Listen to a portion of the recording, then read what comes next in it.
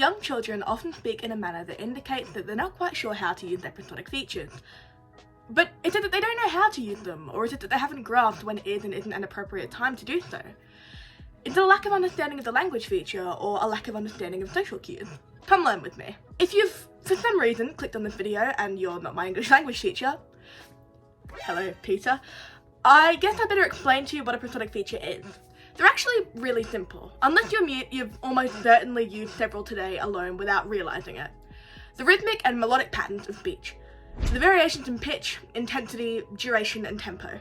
There's more to it than that, but I'm keeping it brief to keep the runtime of the video at acceptable length for a school project.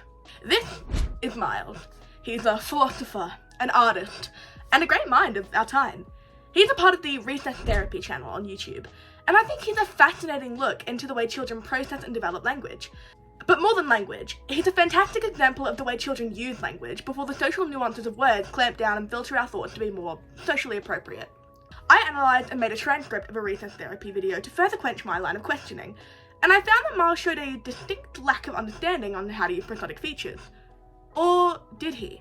His discourse development actually doesn't seem all that far off. He uses all the prosodic features correctly to convey emotion and tone, so why do they still seem off? When he adjusts his volume randomly, it seems socially inappropriate, but technically correct for his intention. He switches semantic domain at will and doesn't seem entirely bothered by social expectations in conversation, despite clearly being linguistically developed, exhibiting the multi-word stage of language acquisition and waltzing through conversation with adults with a kind of practiced confidence. I think that Tomasello's usage-based theory of language acquisition applies most to Miles in embodying linguistic skills. If the rules of language are hardwired into all humans from birth, why do we muddle them when we're learning the ropes of speech? A likelier explanation, to me, is that we use our pattern recognition ability to pick up on the way others around us speak and mirror that the best we can.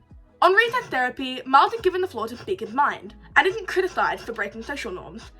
In fact, his semantic leapfrog style of speech is encouraged by the adults around him. If he were chastised for breaking conventional rules of social politeness, it's likely he'd mirror that behaviour. I think it's evident even in less developed toddlers that when they're using the prosodic features in their repertoire wrong, they're using them correctly, just in a way that most people with full discourse development would find socially inappropriate.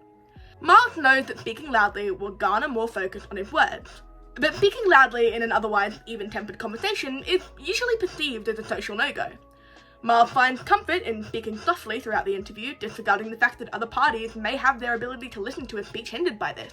I think it's interesting to analyse children's language from this perspective. What makes a language error? Are they making errors, or just not prescribing to a way of speech that's typical? Is there really a wrong way to speak? Should we standardise language? I think children, and in this case, Miles, don't struggle to regulate their use of prosodic features. While there's consistent errors in his use of them, he knows what he's doing. He just doesn't pay much attention to the potential social ramifications, because he hasn't been conditioned to do so yet. I think there's something to learn from that. Perhaps communication would be easier and carry more childlike whimsy if we paid less attention to the social conventions of language. Peter, please give me an A. I worked really hard on this script. At least pass me, man. Please.